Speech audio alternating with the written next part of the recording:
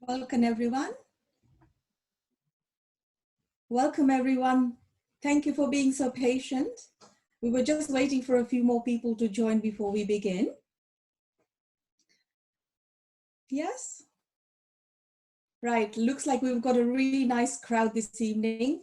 Jai Jinendra, everyone, and welcome. My name is Varsha, and I'm hosting tonight's meeting, or a presentation, I should say, from SCVP Jain School. Be relaxed, have your cup of tea ready and your cup of water or whatever you wish, and really enjoy this evening. So just to give you a little bit of a brief of SCVP Jain School, it's one of the longest established Jain schools in the country. We have been teaching since 1986, and we teach not only adults but children. We are based in Harrow, but our headquarters are in Bihar, Bihar in India. Viraitan is the name of our charity.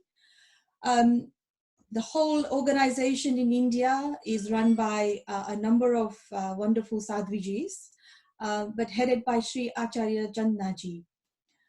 We have been blessed to have this wonderful school in London. And the main pillars that we run this school on is Seva, Shiksha, and Sadhana. You are all welcome to join anytime you wish to join our school, both adults and children. And tonight, it gives me huge pleasure to introduce you to two lovely ladies who are Rupali and Anushri. Now, Rupali is only 13 years old, and Anushri is even younger. She's 10. And we're delighted that they're both going to sing the Navka mantra this evening for us. So welcome, Anushri and Rupali. I hand over to you.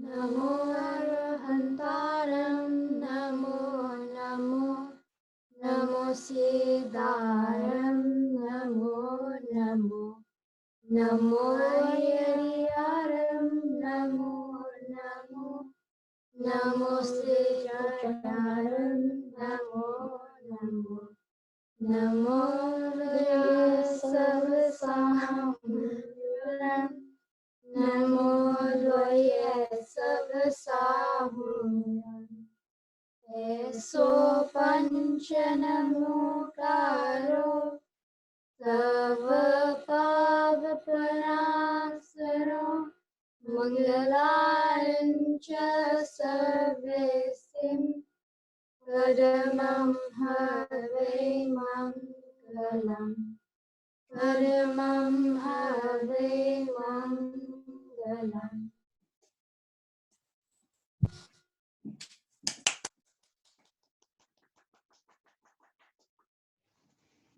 Thank you so much, Rupali and Anushri. That was lovely. I can see both of you have been practicing really well. So well done. Superb job. We now go on to introduce our teacher this evening. What can I say about him? My goodness. Eminent scholar, a wonderful teacher, and we've been so blessed at SCVP to have him. So just going to read a little bit about Rajeevbhai, who I'm going to introduce you very shortly. So Rajeev has a master's in philosophy from Cambridge University, MBA from Oxford University. He also has a master's degree in Jainology and comparative religions. By profession, he's an investment banker. He's been teaching in SCVP Adult Class for over 12 years. Today, we are honored and privileged to have him to explain to us the importance and the meaning and the essence of the Namothunam prayer. So please give a big round of applause for Rajeevbhai this evening, who's going to begin. Rajeev, over to you. Thank you, Varsha. Thank you very much for the glowing introduction. Namaste, everyone. Namaste, everyone. Namaste. Namaste. Namaste. Namaste. Namaste. Jai Jinendra, Rajeevbhai. Jai Jinendra, namaste. Indra. Thank you very much. So, namaste and Namothunam, what do they have in common? So, both of them, as we see, Namo is we actually give obeisance. Aapne koi naman kariye aapne. So, it's kind of quite interesting to see that when you say namaste to someone, what does namaste actually mean? Nam means to bow down, and aste. Now, what does aste mean? It's quite common. We might have heard in the past, astik che ke nastik che. So, ghana manso hoy, some people, khai pine maja karo, just enjoy life. Who knows whether the soul is? Who knows whether heaven and hell exists? Just enjoy the present life.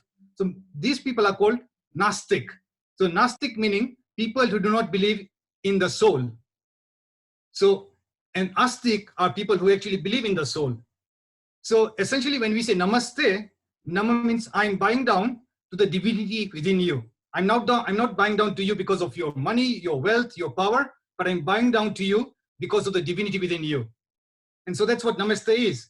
And then when you look at Namothunam, essentially it's got a similar connotation. We are now going to bow down to whom? To our Tirthankars. So let's now begin our presentation today on Namothunam. Now, what is Namothunam? Namothunam is a prayer.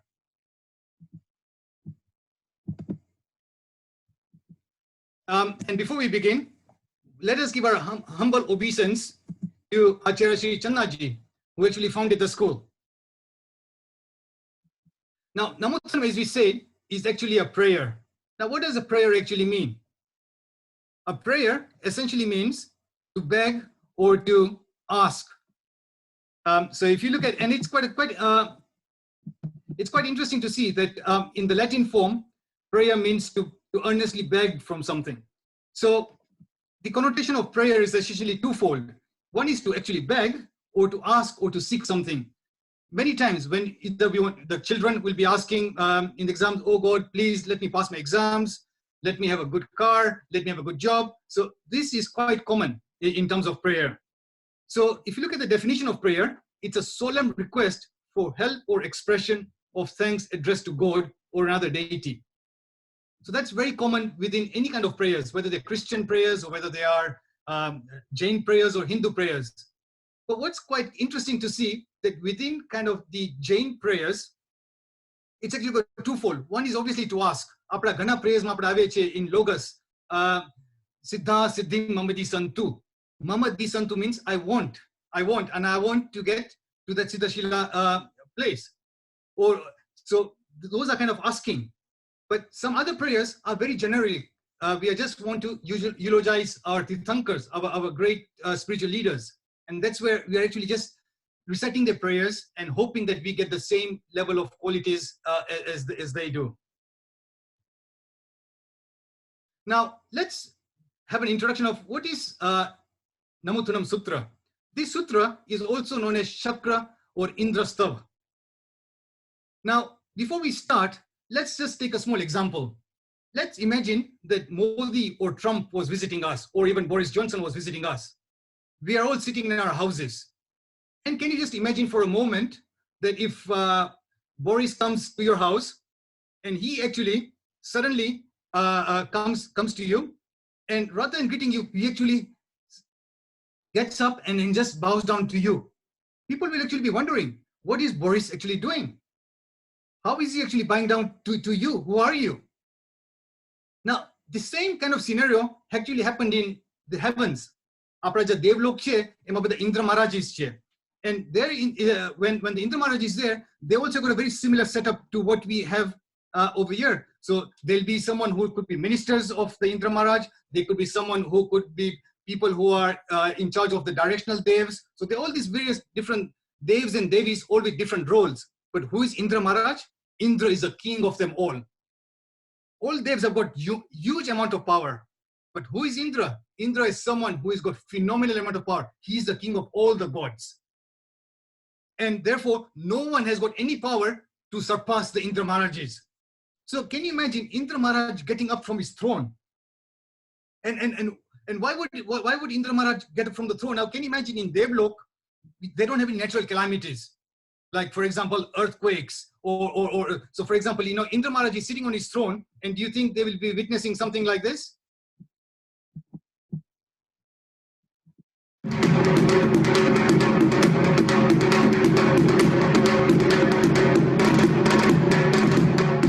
That's what actually happened. Indra Maharaj was sitting on his throne, and suddenly the throne started shaking.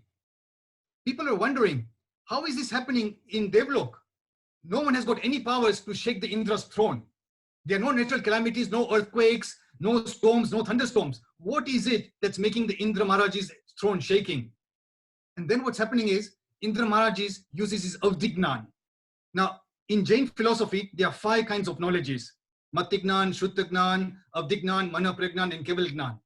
So Avdignan is a kind of knowledge whereby you can actually foresee things which are beyond your immediate surroundings. So you've got that power. So Indra Maharaj uses his Avdignan and realizes, what's actually caused my throne to shake is actually the birth of a Tirthankar. A Tirthankar has been born in Bharat Kshetra. And because this Tirthankar is born, my throne is shaking. And what does Indra Maharaj immediately do? He gets up from his throne, and what you see on the presentation, he then sits down with his left leg up, and in this kind of posture, and this is what we believe. And then he recites a Namothunam Sutra. And because Indra Maharaj is getting up, everyone else is actually then following the same posture, because they think that if Indra Maharaj can bow down, who is this great personality that Indra Maharaj is going down to? We all should also pay the same respect to him.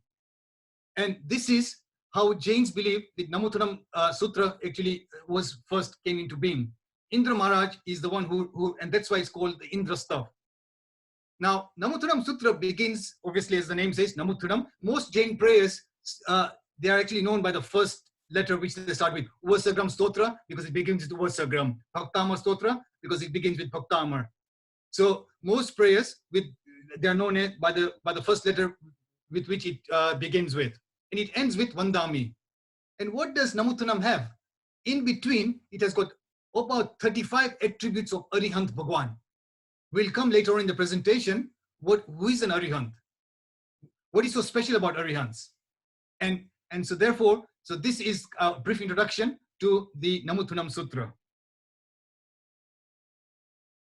Now, if you look at most of spirituality, there are 3 parts of devotion in most of the Indian philosophy, whether you talk of the Hindu philosophy, whether you talk of the Buddhist philosophy, or even if you look at the Jain philosophy. So most Eastern philosophies, there are generally 3 ways of devotion. It's called Bhakti Yoga. Apne Meera je che, Meerabai, ketlo bhakti mati. She was so engrossed in bhakti. Then there's another path which is known as knowledge, Gnan Yoga. And then the other one, which is known as the action, Karma Yoga. Karmas are the most important. Now, in Bhakti Yoga, what is the general feeling? We humans are too small and we are too weak.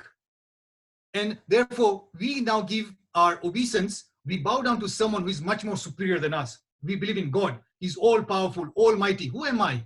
I'm nothing. And the relationship is almost like a masters and slave. Like in the computer, there's a big jargon, masters and slave. Or for example, even in our homes, we have got our router. Without the router, we'll not get our internet. But then with this router, all these devices are connecting to our main router. So as you can see, that's the key. Without the main router, we cannot have any internet, or any of the devices cannot connect. So essentially, the master is the God. And we are all the slaves. We are all very subservient to the masters. And therefore, we give our devotion to the Almighty. So that's kind of the general feeling. The second path is knowledge. Knowledge is the right path. And the basic premise of this path is, this world is full of sorrows. And it's simply an illusion, Maya che. So that's a very key part of the Hindu philosophy. Everything is mithyatva, it's Maya, it's an illusion. And what is the essence of spirituality? To gain knowledge, to merge with Brahma. After we really know the true self, who am I? And then that's when you will start merging with Brahma. But only knowledge can redeem us from pain and suffering, because otherwise we are just totally following the wrong path. And all what you have to do is believe that we are pure Atma. And as soon as this truth is realized, self-realization, then liberation can be achieved. And the third one is action is the only path. And if you look at it in this, the main focus is on action. Now, if you look at our Bhagwan Mahavir, Gautam Swami was his Ganadhar. But before he became a Ganadhar, Gautam Swami was actually an expert in the Vedic philosophy. And he actually had 500 disciples with him. And at that time, Gautam Swami was actually doing a yagna. There's a fire, and they're actually doing lots of sacrifices. And that was supposed to be the greatest spiritual action at that time. And so they actually believed that doing the right action, that's actually a better form of spiritual practice than any of the other parts, devotion or knowledge. And in that, there is no respect for heart or mind. It's only the action, which is the key part. Now, let's look at the Jain's position. What Jains believe, action without knowledge is blind. And action without devotion is meaningless. So Jainism does not advocate any of these parts in isolation. And this is a great beauty of Jainism. And this is where the Anakant philosophy comes in. The philosophy of multiplicity of views. We cannot just say Bhakti Yoga is the only right path. We cannot just say that knowledge is the only one path or action is the only. And that's why we got the Ratna Traya, Samyak Darshan, Samyak Gnan, and Samyak Charitra. The unification of all these three is required. And so therefore, the sadhana requires this harmonious coexistence of all three, not anyone in isolation, but coexistence of all three. So how does devotion help us? Devotion helps us to become strong in our resolves. I'll give you a small example. In 2011, SCVP took a group of people from here to Rajgiri. And at that time, we actually went to Summit Shikar. And as you know, it's quite a challenging climb to do the jatra in terms of the mountain. And as we were climbing, I actually saw a lady, very old lady, maybe in her 70s, 75s, not keeping too well. So her legs were not keeping too well. So she was almost crawling. We were all with our sticks and climbing up. And here is this lady who is almost crawling like a baby and one step after the other step, just walking. And he makes you feel, how is this lady going to reach right to the top of Summit Shikar? Just by crawling one step the other. And it makes you realize what devotion this lady has. She has become so strong in her resolve that nothing is going to be impossible for her. Knowledge. Knowledge is also equally important with us. Discriminate between truth and untruth. After Jainism, knowledge comes very, very frequently. It's almost like a light bulb. That light bulb, that means you are able to distinguish between the right and the wrong. So knowledge is obviously associated with kind of light bulbs and darkness with ignorance. And action obviously is very, very important, is the key. Adopt the conduct of non-violence and truth.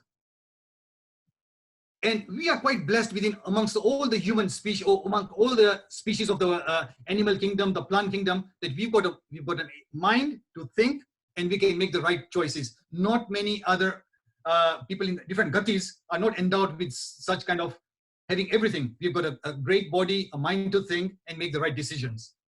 So the mantra of spiritual life is actually to give up the negative and adopt the positive. If you have any questions, please do put them on the chat. Now, we've seen that Jains believe in the unification of the three paths. However, if someone were to ask, out of the three, which is really important? And it does seem devotion reigns supreme. It blossoms the other two. It is really the key, the devotion. Because without devotion, you'll not be able to have the right action. The knowledge will not come in. Otherwise, it's just going to be just a pure, routine, mundane activity. So devotion is really the key. Without devotion, the tree of knowledge and action cannot grow. So we have many devotional prayers. Navkar Mahamantra. It's out of all the mantras Jains have, Navkar is supposed to be the Mahamantra, the prime mantra. Logas Sutra, Namothunam, where the Tirthankars are worshipped. And they've conquered the Rag and the Dvesh. That's really very important because our Tirthankas is also known as Vitrag, without the Rag and Dvesh. And what does that mean? Rag, attachment, infatuation, and Dvesh meaning hatred. So they do not have these extreme emotions. They're samtabhav, equanimous. And they've reached, that's why they've reached the zenith of equanimity. So we are worshipping and adoring their greatness. And if we adore them, that's going to be a boon for us. And we're going to get great spiritual strength. So it's quite amazing to know that in Jainism, our main devotion, all our bhaktis, our prayers, is not because of this some almighty, all-powerful God somewhere. The focus of most of all Jain prayers is how can I imbibe the qualities which our supreme souls have. Navkar Mantra is the same. We've got our Panch Parmeshtis. They've got some supreme qualities. And how or what can I do so that we can imbibe those qualities within us? Now, Namothunam, where is this prayers recited? For people who generally are of the Swetambar sect, people who go and visit to the temples, then people actually do a Chaityamandan. And there is a set sequence of prayers when you do a Chaityamandan. Iryavya Sutra, Tasautri Sutra. And after all these sutras, then comes Namothunam. And that's the time generally when people have you've seen, even when we do the Pratikaman, they'll say, now Namothunam is recited, can you please lift your left leg up? And now you can see the reason for this. Legend says that Indra Maharaj recited the sutra in this pose here, and we all trying to emulate and follow that same pose, Namothunam Sutra. And then obviously after Namothunam, other prayers do come in. Now, if you think of it quite carefully, even the sequence of prayers has got a lot of depth within it. Generally speaking, in our day-to-day life, generally what happens is we first get to meet somebody. If I were to meet you for the first time, that's an acquaintance. I've just known you for initially. Hi, hello, how are you? Nice to see you. After we meet very regularly, we get to know each other slightly better, then becomes attraction. Oh yes, your values and my values are matching, and I'm actually quite attracted to you, or you perhaps more attracted to myself. And after attraction becomes adoration. I'm sure people who are in their 20s or early, they really remember, oh yeah, she's my girlfriend. I know, I've met my girlfriend. I've become acquaintance with her. I'm attracted, now I adore you. And so therefore, and similar with our prayers. Oh yeah, we have got our lords. We are doing Vandan. After we do Vandan, oh yes, we have got Aryans. We get to know our Tirthankas slightly better. Then we say, what are the virtues? Why am I giving them Vandan to you? Why am I paying obeisance to our lords? What qualities do they have? And after we learn more and more about their qualities, then it's veneration. Wow, you are really, really a great soul, and you are worthy of veneration. And so that's essentially how these prayers are recited. Now, let's step into Namothunam. So we know Namothunam means I'm going to bow down and I'm going to give obeisance to our Tirthankars. Now, let's for a moment think, if you were to go to a garden, is it possible not to smell fragrance whilst walking in a garden of roses? Do you have to make any special effort? It's automatic.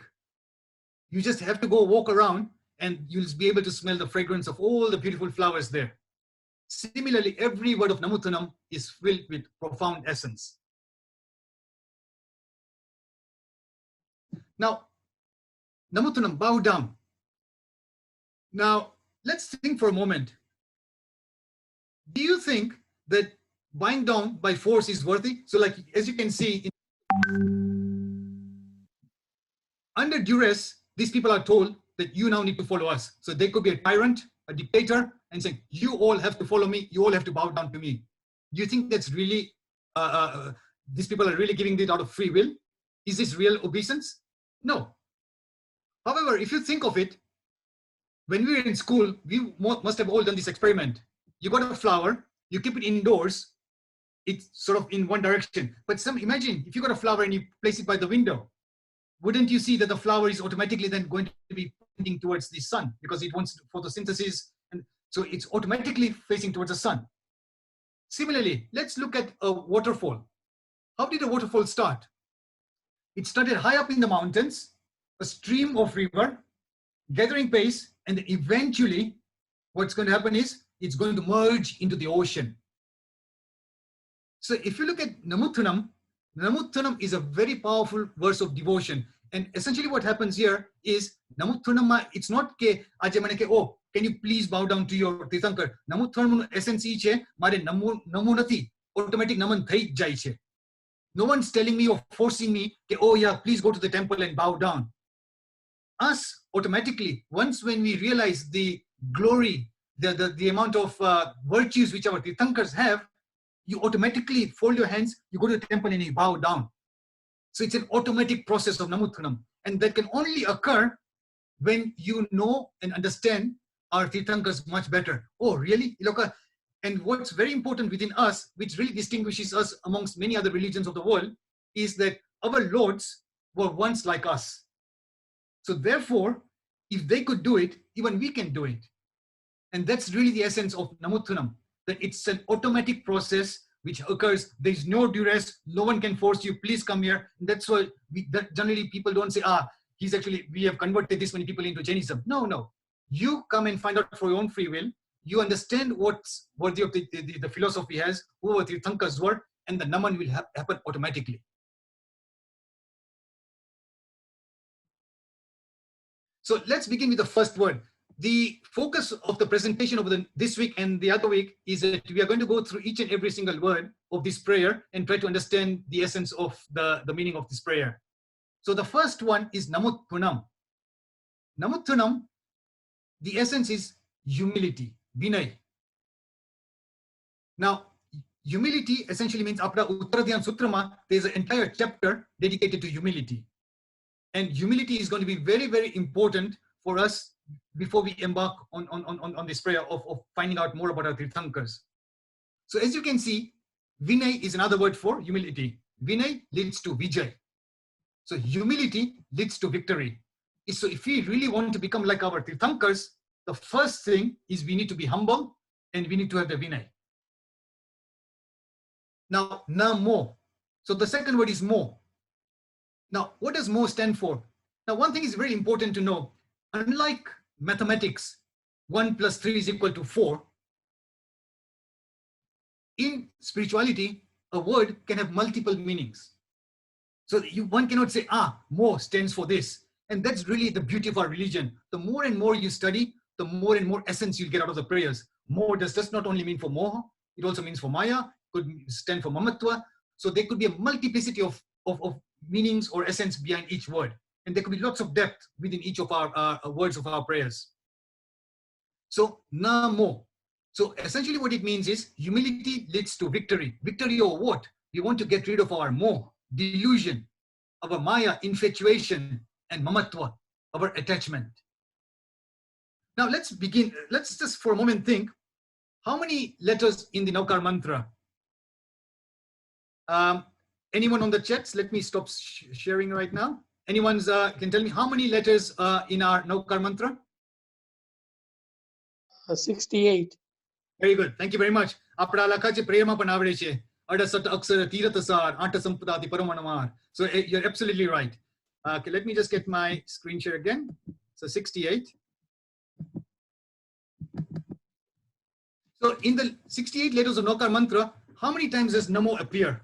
Anyone can tell me how many times does Namo appear? Any answers from the audience?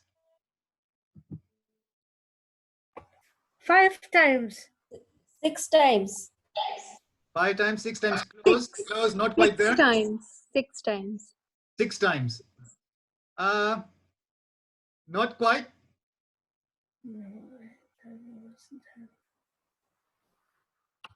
Any more tries?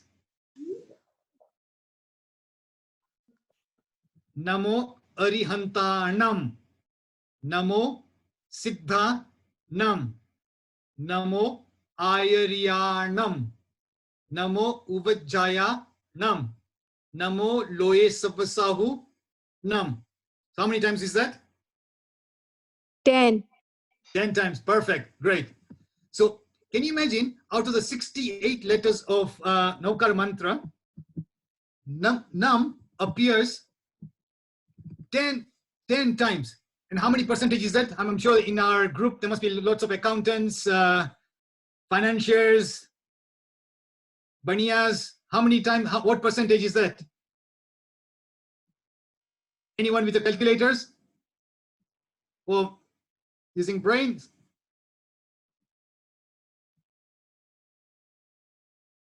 Any answers? 68. No, so what percentage? No, so Namo appears, what percentage of mantra is that? Namo. 50%. 15%. So can you imagine, apna prayers the Maha Mantra, and out of this Maha Mantra, 15% of our Nokar mantra consists of just Namo. Can you really appreciate the depth of just what this Namo means? And it's just amazing to see that if you for example went for a grocery shopping, what's the list? Let's go and buy apples, bananas, cucumber. So we don't say let's go and buy this, let's go and buy this, let's go and buy this. Apna prayers ma kevit na ave che Namo Arihantanam. Why wasn't the prayer just Naukar mantra Namo Arihantanam Siddhanam Ayaryanam Uvajanam Namolo Vesavsanam? You could have easily done that because you already said Namo in the beginning, and then we know that Arihant Siddh Acharya Keruche. But no, Naukar mantra is repeating it, Namo Arihanta Nam, and also ending with Nam. So 15% of the Naukar mantra is Namo, and just shows the emphasis of how important of Namo is. Before surgery, sugar levels need to be appropriate. Similarly, before merging with the Lord, ego levels need to be appropriate. If I want to get the same qualities as our Tirthankar Bhagwan, can I really go with sort of a lot of boastfulness? Oh yes, here I am. Namo Arihantanam. No. If you do not have the humility, how are you going to imbibe the same qualities as our God? So that's why it's essential when we are reciting these prayers, Namo, Namo appears so frequently.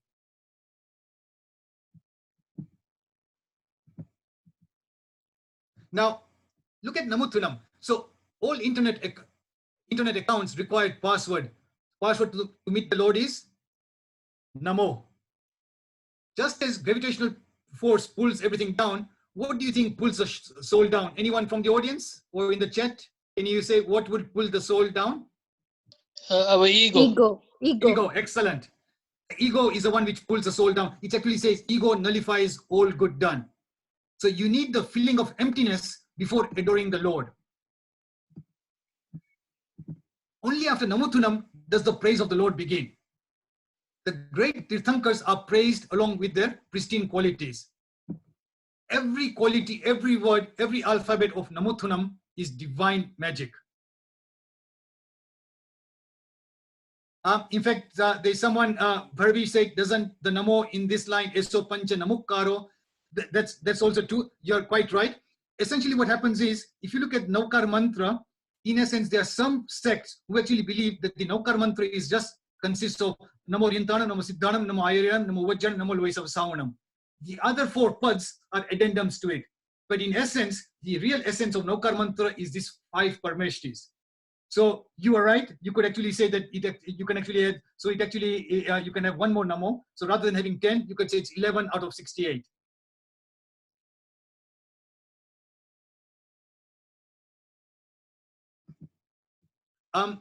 Just before I move on, there's another question from Bharatbhai which says, what is the main difference between Logos and Namothunam? Now, Logos, as you very well know, is an adoration of the 24 Tirthankars specifically. And as we know, the Tirthankars keep on changing every cycle. Every time cycle, there'll be different Tirthankars. So Logos is a very specific prayer for the Tirthankars of our current time cycle. Namothunam is a generic prayer for all Tirthankars at any time, past, present, in the future. So it's a much more generic and looking at the qualities of our Tirthankars. In Logos, we are literally just giving the title of all the Tirthankars, Adeshwar, Ajitnath, all the way up to 24 Tirthankars. We are reciting their names, and then the last few lines are they just giving their general qualities. So you are calmer than the moon, you are brighter than the sun. So it's just giving a little bit some extra qualities. So in Namothunam, every quality, every word, every alphabet of Namothunam is divine magic. And let's just move on. So again, let's look at Namothunam. beginning telephone code for all cities is 0. As you know, if I want to call Leicester, it's 01162. Any telephone numbers generally begin with 0. Similarly, we need zeroness or emptiness before all praises to the Lord. So that really is driving the point. Our ego should be absolutely 0. I need to be totally empty. I should have no arrogance, no sort of, feeling that importance of I'm something before I praise to the Lord. Now, what do we see here? Anyone can guess what kind of car is this?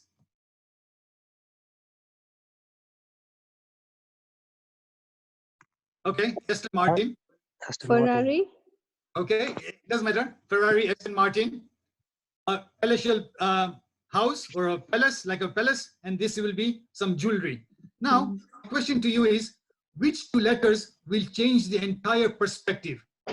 3, if you have got these 3 things here, it's cars. But what 2 letters, if you add to this, will change the entire perspective of our discussion? Anyone? I'm looking for 2 letters which will change the entire perspective. MY. Me. Yeah, me or my. My. You're very right. So that changes everything. Can you imagine if I were to say this is my Aston Martin or my palatial house or my jewelry? I'll obviously start getting some bit of ego because this is something, and your perception of me will also change. You'll think, oh wow, he's got this.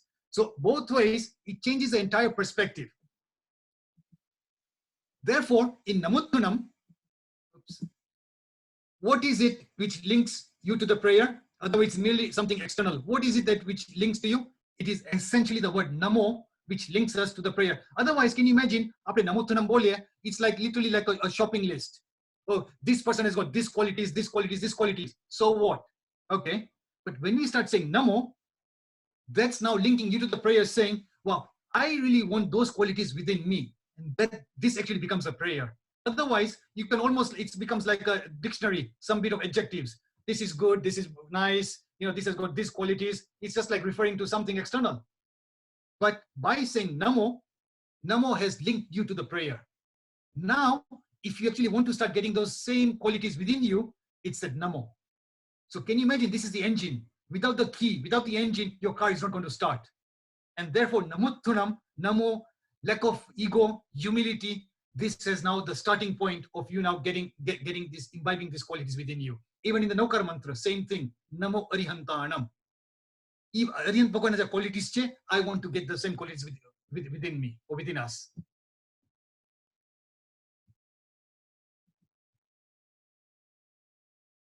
So now let's go to the second word. Namothunam, it starts with the prayer. Namothunam Arihantanam. So this is the second word of our prayer. Namothunam Arihantanam. Now what is Arihantanam? Who is Arihant? Now Arihant has got a lot of other synonyms. Arahantanam, Araham. People must have heard, even when people recite the Nokar mantra, some people say Namo Arihantanam, some people say Namo Arahantanam. And sometimes it's also shortened down to Araham. So when someone wants to do a job, Araham, Araham, Araham. Now let's look at the play of words in Sanskrit. Aham is ego, and Araham is Lord. These are our Tirthankars. And the difference between them is R, Ra. Now, in kind of the Sanskrit language, R is known as the seed of fire. The different words have got different seeds. So for example, Va, V, Va is a seed of wind. And let's look at some of the words. Pavan. So that's, again, say it's Ulu. Varsad, Va.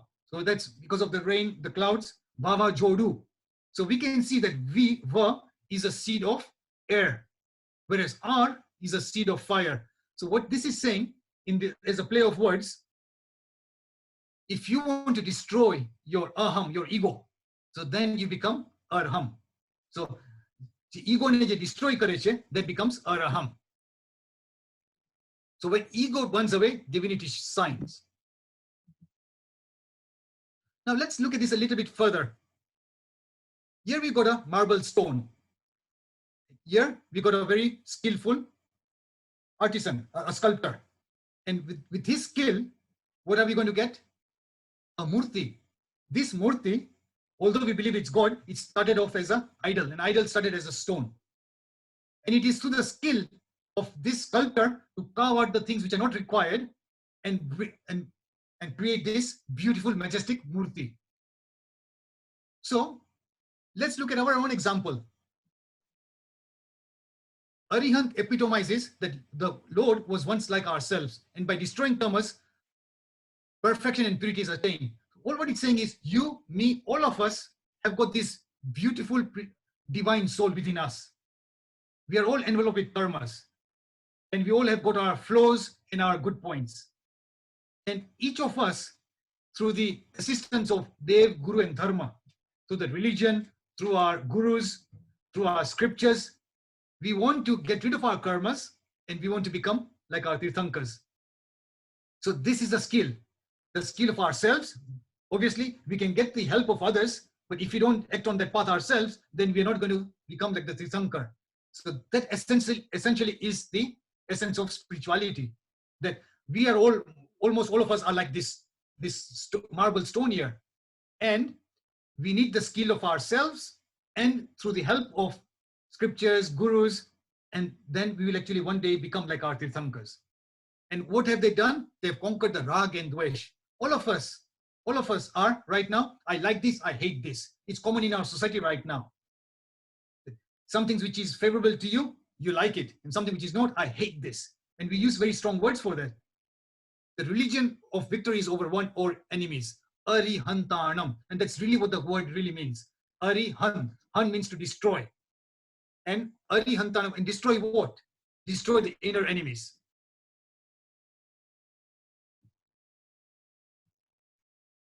So if someone wants to win the war, someone else loses the battle.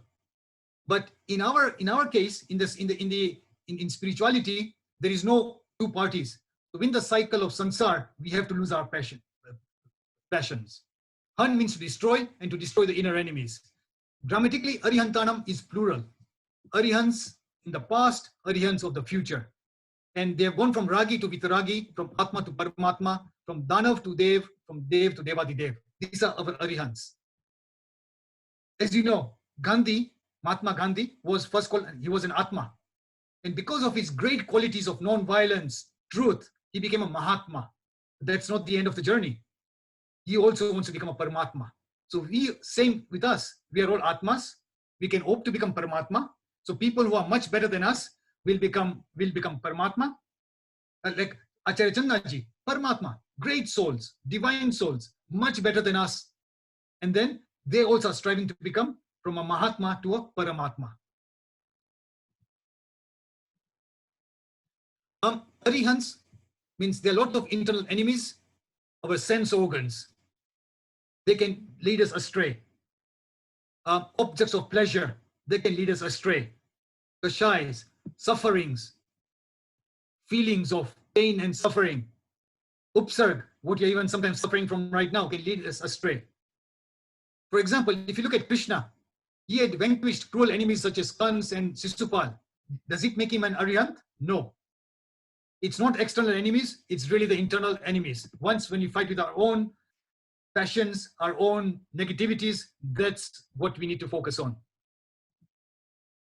I will not dwell upon all these, it's a lot of qualities, but just to show that whenever you do anything, if you wanted to go into the field of medicine, you'll study biology and you can go into so much more depth. If you wanted to learn finance, same thing, you have to go into so much depth. Same thing with Arihant. We can know who our Arihants are, but it's amazing to see that the more and more and more interested you become, the more and more you can find out about the qualities of our Arihants. This is a very sort of detailed slide. I'm not going to read through everything, but just shows that our Arihants have got some very special qualities. You know, look at Bhaktama Stotra. It recites, what are some of the special qualities? They've got a charmer, they've got this Bhamandal, and you know, they've got so many extra qualities which our Arihants have. When they speak, it's unique. There's such a beauty about their speech. So their someone will not have any doubts. You know, there's bliss in their heart. Even when they speak, the animals can understand what they're talking about.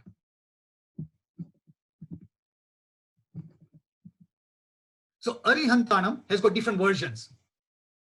Arihantanam we've seen. Arihantanam essentially means to destroy your enemies. Arahantanam. So Ra, that's the seed word Ra, and Ra means attraction. So those who have conquered all their attachments, and they are very attractive. We are attracted towards them because they've destroyed all their karmas. So there are some adorable ones. So Arahantanam means those adorable souls. Aruhantanam. Ru means to destroy the karmic seed. So they've actually destroyed all the karmas, and therefore they are called Aruhant. Arohantaram. Omniscient. Raha means secret. Those who have no mysteries to unravel. They've got infinite knowledge. So they are called Arahontar. Earthant. Free from possessions in life, from shackles of death. So they're called Earthant. So as you can see, the different connotations, different words can be used for the same personality.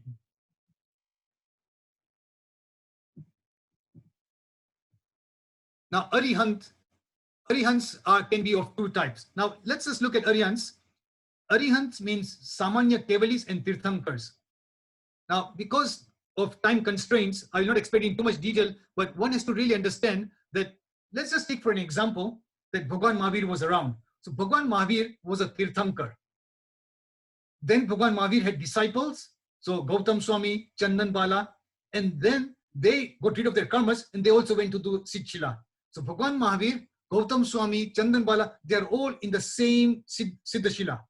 So they are all in the same position right now. However, when they were on earth, Bhagwan Mahavir had a special status. He was a Tirthankar. Gautam Swami was not. He was a disciple. And then when Gautam Swami got Keval Gnan, got rid of his 4 karmas and got Keval Gnan, then the knowledge of Bhagwan Mahavir and Gautam Swami was the same. But still, Gautam Swami was not a Tirthankar.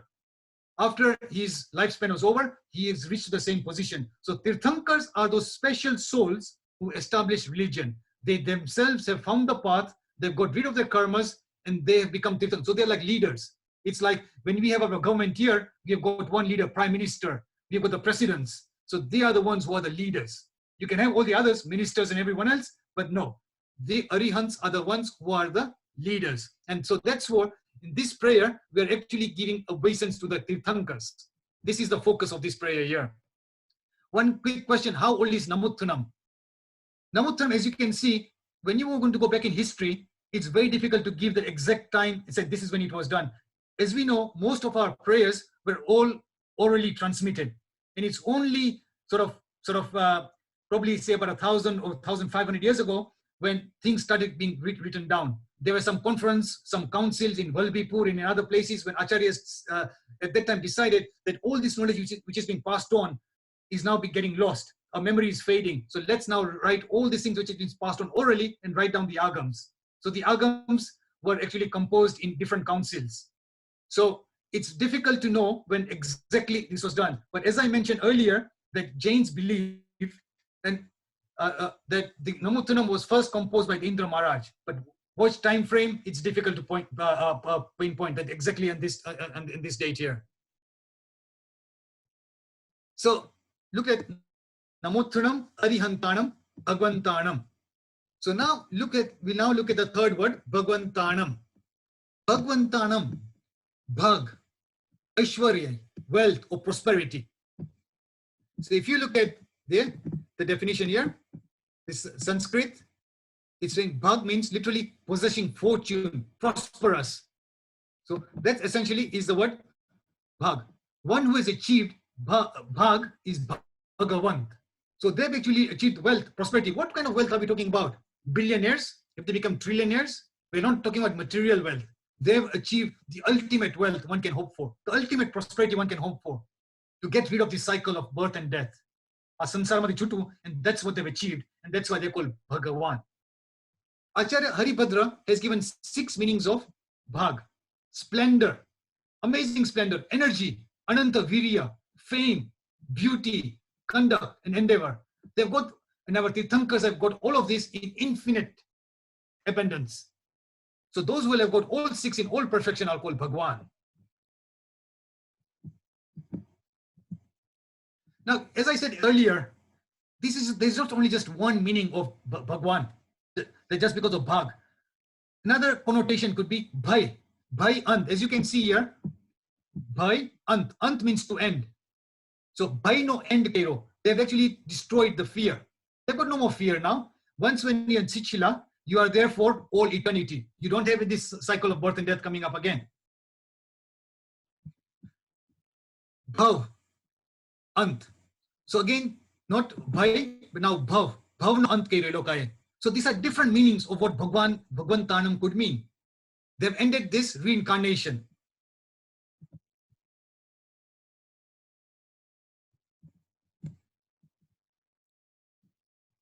Another one of Bhaj. Bhaj means to adore or to honor. Another connotation could be Bhagavan. Bhumi means earth. Gagan means sky. So as you can see, Gagan. Va stands for air. Agni is fire. So Agni. And Nir is water.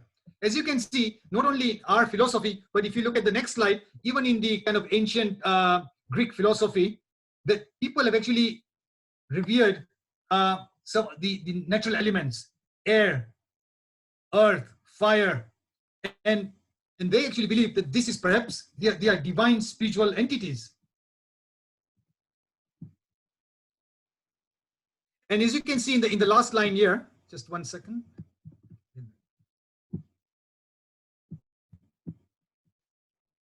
Okay, so there's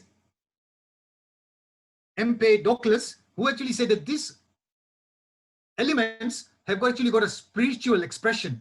So they actually believe that they could be actually God, because when we die, we are going to then merge into, it's going to become water, earth, air, it's all going to then get there. So they actually believe that these elements have actually got a spiritual essence in them. So some people can impress others with their knowledge, looks, speech, nature, but Bhagwan, who is Bhagwan? Infinite knowledge, infinite beauty, infinite punya, infinite energy. So they're essentially the infinite of infinite qualities. Sarvottam, best of best, top of toppers, second to none. So Bhagwan is Anuttar, no comparison. There's no comparison to our Bhagwan. Now, the other word is Aigaranam. So as you can see, the definition here means the beginners, the beginners of Shrut. Adinath Bhagwan. So I means to begin something. So the Bhagwans are people who started. They are the ones, for example, Rishabdev Bhagwan, he started what? He started Asi, Masi, Krishi. So this is what we believe that what Adinath Bhagwan started. Writing skills, agriculture. Before that, society did not know how to do this. So Adinath Bhagwan is the first Tirthankar and he showed the society some basic skills. So for us, our Tirthankars are people who have given us the knowledge of spirituality that has been codified into our agams, and then we follow them and we've got a path ahead for us. So they're the beginners of Shrut, the knowledge. Let's look at what George Bernard Shaw had to say. In Jainism, God is never a monopoly game. Beautiful. Gods in Jainism show you by way of scriptures how to become like them. Can you imagine if I'm very powerful, I don't want others to become like as powerful as I am. But in Jains, the God says, I have become the supreme soul, but just you yourself can also become the supreme soul. I'll show you the path. It's not a monopoly game. Not only me, that I don't want anyone else to get the same quality as this. You all can, suffer in the sansar. I'm enjoying myself in Sichila. No. If religion is eternal, how can Tirthankars be originators? They are not founders, but established religion in each era. So they've not founded a religion. They've just established the truth. And the truth is eternal. They clear the weeds of wrong faith and give a fresh impetus. So that's why we got 24 Tirthankars. You got one Tirthankar, then because of the passage of time, that knowledge gets weighing down, and then another Tirthankar comes, revives the religion, and so on and so forth. So, oh Lord, you started and completed your journey for self-realization. Let me start mine. So what should be our prayers? Oh Lord, your past is my present. I pray that your present becomes my future. So I've got a few more minutes left, and I'll just do one or two. Essentially, there are quite a lot of prayers, so we'll try to see how much we can cover this session and the next session. The other one is Tirthayaranam. So Tirthankar has got two connotations. Tirtha, Tirtha Magyoto. So you went to pilgrimage. And Tirthayaran means ford maker. It's like a bridge. And so essentially what you can have is, you have someone who has become a Kevaldan. So like Gautam Swami, they realized, they got rid of their karmas, they achieved self-realization, they became a Kevali, and they attained moksha. So that's like Gautam Swami here. depends on the teachings of the Lord, becomes a Ganadhar and Moksha.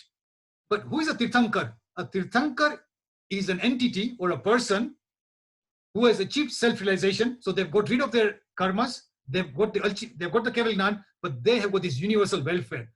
I have achieved this. How can I also ensure that everyone else in the universe can achieve the same? And that's why they established the religion, the path. And this was they are called Tirthankars. And what they established then remains for a long period of time. So, for example, Bhagwan Mahavir was about 2,500 years ago, and the words of Bhagwan Mahavir is what keeps us going. To depict this, Bhaktama Stotrama, the first verse shows this. Hey Bhagwan, we are all in this sansar, and the sansar can be depicted by crocodile-infested waters. We are trying to swim, and we are getting lost. But if I get your divine feet, then you'll help me cross from one side of sansar to get to the Siddhshila. And that's the essence of Tirthankar. So Tirthankars are the ones who have established fourfold. They've established sadhus, sadhvi, shravak, and shravika. So that's the kind of the religion which they've started, and that's why they're called Tithayaranam. Swayam Sambuddhanam. Beautiful. Now, it's quite important that those of you listening to this, that for our children, it's important that if you can, to teach them our language, whether it's Gujarati, Hindi. And look at this word here, Swayam Sambuddhanam. Now, imagine if these scriptures came to you, would you be able to decode what's the meaning of this? Swayam. So the first word is Swa, and the Swa means self. How many words do we know in Gujarati which means self? Swarup. Ano swarup su che. Ano swabhav kevo che, swabhav. Aswarthi che. All means to do with self. And the opposite of that is par. Parlok. So the other. So Sayam means Swa. Sambuddhanam. Sam. What does Sam mean? Apne ke Samyak Darshan, Samyak Gnan, Samyak Charitra. So right. So Swayam Sambuddhanam. Buddhana means buddhi, intellect, wisdom. So they are the ones who have managed to get the right knowledge and right Sambuddhanam and by themselves. So they did not have any teachers. When Bhagwan Mahavir went to the forest, he meditated, he managed to realize the truth by himself.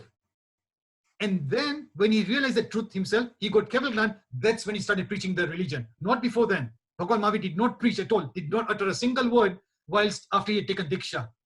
Only once when they became Swayam Sambuddhanam, they attained the knowledge by themselves, then they are worthy of veneration. Rajiv? Untitled Sutra, it said, Asutta Muni, Sutta Amuni. Those who are vigilant and alert, that not sleeping is a Muni. That's a definition of a sadhu. And those who are non-vigilant, careless, or sleeping is not a Muni. And sleeping does not mean sleeping in the literal sense. It means inner conviction, discrimination. Rajiv, we have a hands up by Rekha Ben. If you can answer her question, please. Yeah. So what's the question, sorry? Rekha Ben, you had your hand up. Would you like to unmute and ask the question to Rajeevbhai?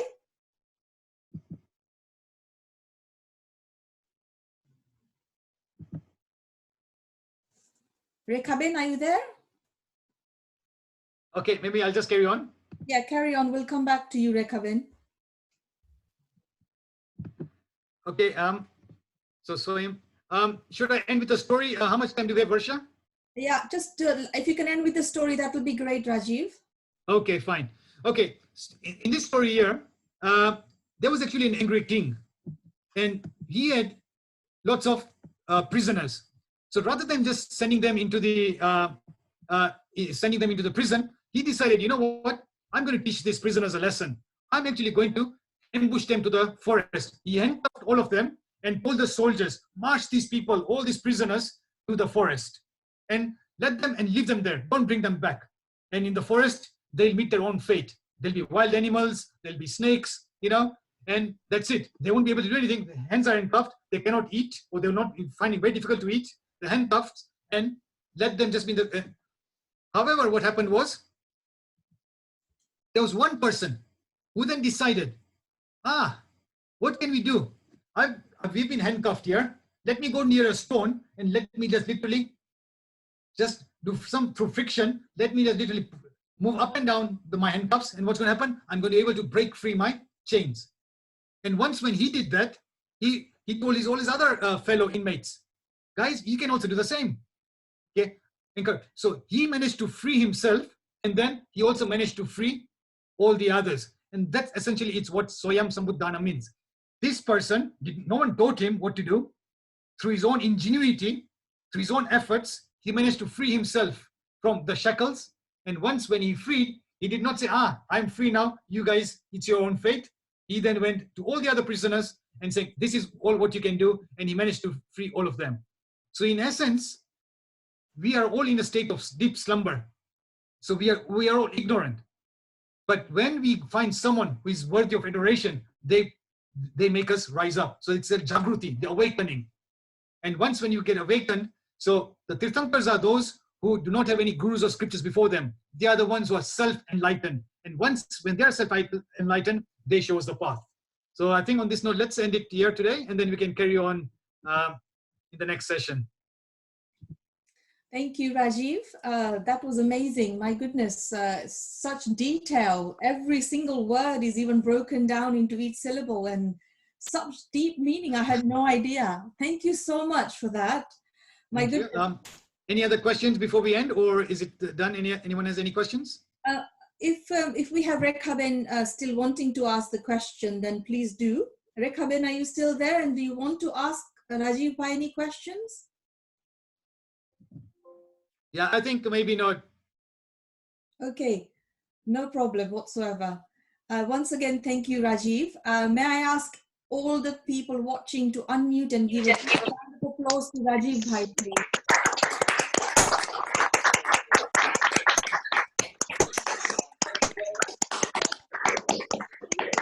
Thank you very much. Thank you so much. Excellent talk. We look forward to seeing you next week. Same time, same place. And really enjoyable. Thank you. So we now move on to end tonight's presentation with a lovely prayer being presented by Manjri Ben, who is one of our adult teachers. So I'll pass you over to Manjri Ben. Are you there? Thank you. Our children. Yes. Chattari Mangalam Arihanta Mangalam Sita Mangalam Sahu Mangalam Kevali Panato Tamo Mangalam Chattari Lokuttama Arihanta Lokuttama Sita Lokuttama Sahu Lokuttama Kevali Panato Tamo Lokuttamo Chattari Saranam Pavachami Arihante Saranam Pavachami Sete Saranam Pavachami Sahu Saranam Pavachami Kevali Panatam Tamam Saranam Pavachami. Om Shanti Shanti Shanti. Thank you. Thank you so much. Thank you so much, Manjri Ben. That was beautiful.